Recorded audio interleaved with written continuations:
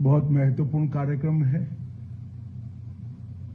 क्योंकि जब दिल्ली में या देश के किसी भी कोने में निश्चिंत होकर हम देश की सीमाओं की सुरक्षा का विश्वास के साथ दम भरते हैं, वो इसलिए भरते हैं कि इतनी कठिन परिस्थितियों में आप लोग इस सीमाओं की सुरक्षा भी करते हैं और सजग प्रहरी के नाते यहां पर खड़े रहकर देश को सुरक्षित करते हैं। और मेरे लिए सच अर्थ में ये सौभाग्य का विषय है कि 0 पॉइंट पर आकर आज आपके लिए जो सुविधाएं नरेंद्र मोदी सरकार ने बनाई हैं, इसका लोकार्पण कर कर उसका निरीक्षण और आप लोगों के साथ मिलने का अवसर इस बीओपी फतेहपुर में मुझे मिल रहा है। ये मेरे लिए सौभाग्य की बात है मित्रों। साथ अर्थ में बहुत बहुत आनंद है। जहां तक हमारी सीमाओं की सुरक्षा का सवाल है, हमारे सुरक्षा बल देश की सीमाओं की सुरक्षा करते हैं। कई बार जब जरूर पड़ती है तो कानून और व्यवस्था की स्थिति में भी वो नागरिकों का मदद करते हैं। आपदा के समय राहत और बचाव के काम में भी बहुत महत्वपूर्ण योगदान देते हैं। और देश के लोकतंत्र की सुरक्षा के लिए जब जो चुनाव होते हैं, वो चुनाव आयोग के तत्वाधान में निष्पक्ष हो, इसके लिए भी हमारे सुरक्षा बल का बहुत बड़ा योगदान होता है। जब से भारतीय जनता पार्टी की केंद्र में सरकार बनी है, हमने सुरक्षा बलों के जवानों के सीमा पर और उनके निवास दोनों जगह, मतलब आपके और आपके परिवार के सुनिश्चितता के साथ निवास हो पाए, इसके लिए एक समयबद्ध चरणबद्ध कार्यक्रम बनाया है।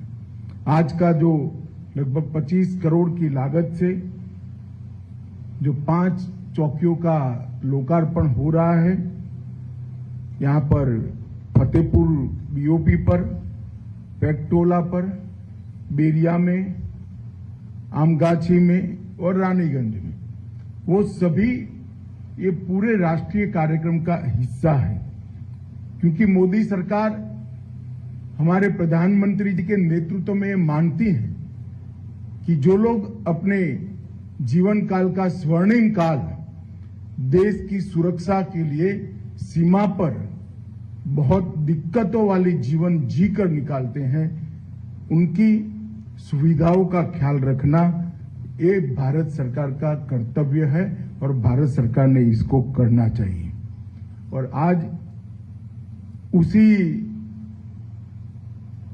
अनुसंधान में जवानों का आवास, एनसीओ बैरक, चौकी इंचार्ज आवास, जवान का मैस, शस्त्रागार, भंडार कक्ष और लगभग 10 किलोवाट पावर का सोलर प्लांट, ये सारी चीजों का आज यहां पर लोकार्पण हो रहा है।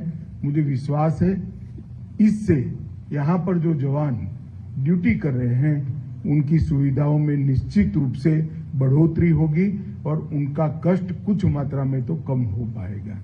इसके साथ साथ पेकटोला में 5 एकड़ भूमि पर लगभग 7.5 करोड़ से एक भवन बनाया गया है। बेरिया में 4.5 करोड़ के लागत से भवन बनाए हैं और अररिया के बतनाहा में लगभग 3.5 करोड़ की लागत से भवन बना है और राजनीगंज में भी 3.25 करोड़ लागत से ये भवन बना है। जहां तक एसएसबी का सवाल है, मित्रों, एसएसबी इसका एक इतिहास है। उसका अभी के स्वरूप का परिवर्तन जब देश में अटल जी की सरकार थी तब अस्तित्व में आया। पहले सीमाओं के लोगों के से संपर्क, गांवों के इतिहास और उनकी संस्कृति का डॉक्यूमेंटेशन और उनके साथ एकात्म भाव से काम करना ये ड्यूटी थी। मगर अब जब से एक देश एक सीमा का सुरक्षा बल, ये नीति को भारत सरकार ने अटल जी के समय में संभाला, तब भारत नेपाल और भारत भूटान जो मैत्रीपूर्ण देश है, खुली सीमा है, उसकी रक्षा की जिम्मेदारी एसएसबी को दी है। एक दृष्टि से दिल्ली में बैठकर सोचते हैं तो लगता है सभी सीमा सुरक्षा की जिम्मेदारी निभाने वाले सशस्त्र बलों में सबसे सरल ड्यूटी आपका है, क्योंकि दोनों देशों से हमारे मैत्रीपूर्ण संबंध है। मगर जब बॉर्डर पर 0 पॉइंट पर आकर देखते हैं या आपके डीजीपी साहब जब मिलने आते हैं, तब मालूम पड़ता है कि सबसे कठिन ड्यूटी आपका है, क्योंकि यहाँ तार नहीं लगा है, यहाँ बाढ़ नहीं लगी है, ये खुली सीमा है। जब सीमा खुली होती है तब जिम्मेदारी अनेक गुना बढ़ जाती है। कितने भी मैत्रीपूर्ण संबंध हो, पड़ोस के देशों की सरकारों की कोई बद इरादा न होने के बावजूद यहां पर और वहां पर समाज में कुछ तत्व ऐसे होते हैं जो खुली सीमा का उपयोग अपने अनधिकृत कमाई के लिए करते हैं। चाहे स्मगलिंग हो, चाहे पशु तस्करी हो, चाहे घुसपैठ हो, बांग्लादेश से होकर, नेपाल से होकर यहां पर भी घुसपैठ होती है। ये सारी चीजें बहुत दिक्कत वाली होती है। जहां पर बाढ़ लग गई है, वहां पर एक सरलता होती है कि बाढ़ कटी या नहीं कटी वो देखना और दूर से बाढ़ को देखते रहना। मगर जहां बाढ़ ही नहीं है, वहां कितनी भी घस लगा दो, आपके जाने के बाद कोई आता है तो मैनेज करना बहुत दिक्कत होती है। उस वक्त हमारे गांव में रिश्ते, गांव में हमारी सूचनाओं की व्यवस्था, गांव के लोगों के साथ हमारी सेवा के माध्यम से संपर्क, यही सारी चीजें सीमाओं को सुरक्षित कर सकती है।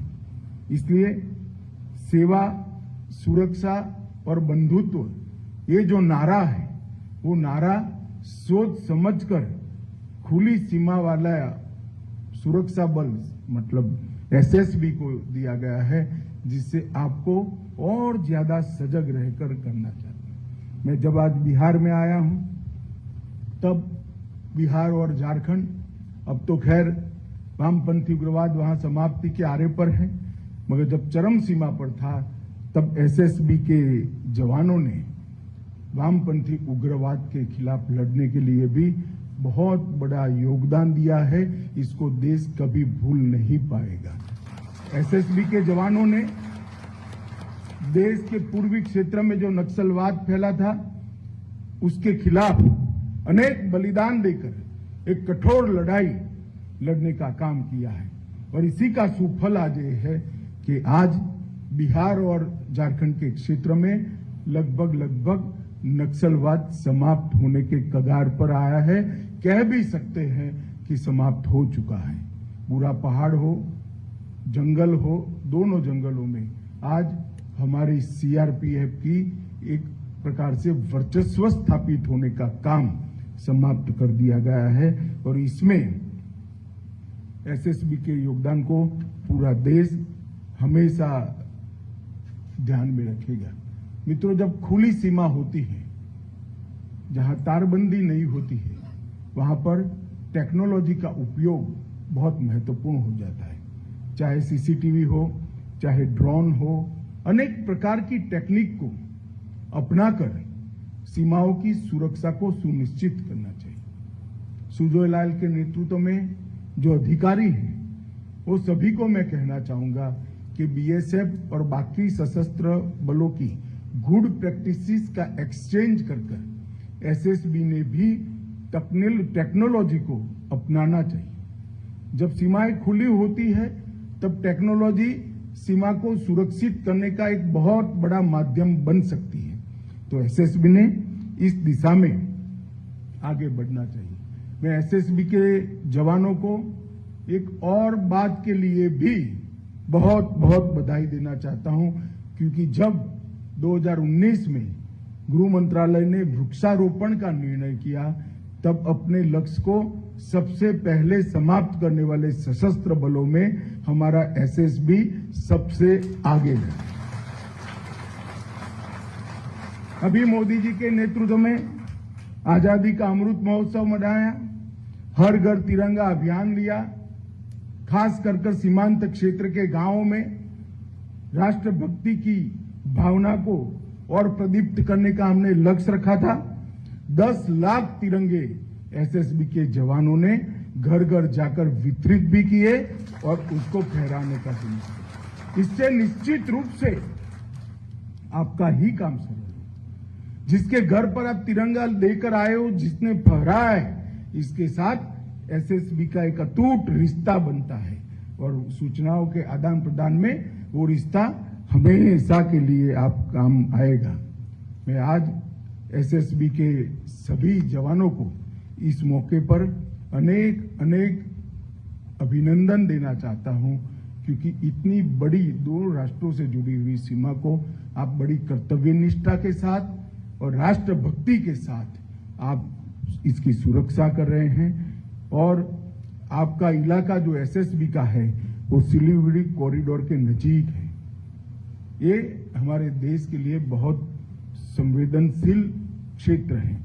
पश्चिम बंगाल, सिक्किम, आसाम, ईश्वर, नेपाल, भूटान और बांग्लादेश, ये पूरी सीमा बहुत संवेदनशील सीमा है, जहां सिलीगुड़ी जैसे संवेदनशील गलियारे के साथ ही आपका ड्यूटी लगा है, तो आपको ज्यादा सजग होकर काम करना पड़ेगा, जिसके लिए आप तैयार हो।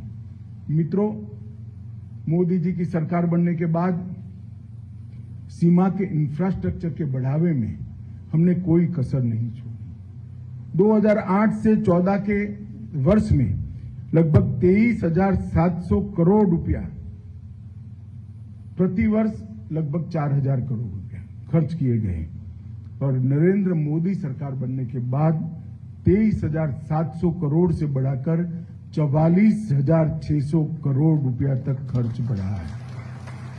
तो जो खर्च पहले 4,000 करोड़ होता था वो अब 6,000 करोड़ होता है। लगभग 3.5 गुना बढ़ोतरी रोड की लेंथ में हमने इससे की है। तो ये बताता है कि सीमाओं की सुरक्षा के लिए भारत सरकार की प्रायोरिटी कितनी मजबूत है। मगर भारत सरकार सुविधा दे सकती है, वाइब्रेंट विलेज का कार्यक्रम लेकर आ सकती है, सीमांत क्षेत्र के विकास उत्सव के कार्यक्रम लेकर आ सकती है, मगर ये सभी चीजों के बावजूद भी सुरक्षा तो आपके अथक परिश्रम और बलिदान के अलावे सुनिश्चित नहीं है। मैं जब भी नेपाल और भूटान बॉर्डर की बात करता हूं, मैं हमेशा सुनिश्चित रहता हूं, क्योंकि मेरा एसएसबी का जवान, मेरे एसएसबी की जवान बहन जो मुस्तैदी के साथ इसकी सुरक्षा करते हैं, राष्ट्र को इस बॉर्डर से कभी खतरा हो ही नहीं सकता। इतनी निश्चिंतता के साथ मैं पूरे देश में जहां जाता हूं वहां बताता हूं। आज यहां 0 पॉइंट पर नेपाल बॉर्डर पर मैं पहली बार आया हूं। इसके बाद जनवरी के सप्ताह में मेरा यूपी में कार्यक्रम है, ये भी 0 पॉइंट पर है। आप सभी को मिलकर बहुत अच्छा लगा, आपकी कठिनाइयां देखकर और ये नए भवन देखकर। कठिनाइयां देखकर चिंता होती है और भवन देखकर आश्वस्ति होती है कि कम से कम कुछ तो राहत ये भवन बनने से आप लोगों को मिलेगा और आपकी कठिन ड्यूटी में थोड़े पल आराम के आप यहाँ निकाल पाओगे। आप सभी को अनेक शुभकामनाएं देकर मेरी बात समाप्त करता हूं। वंदे मातरम, भारत माता की जय।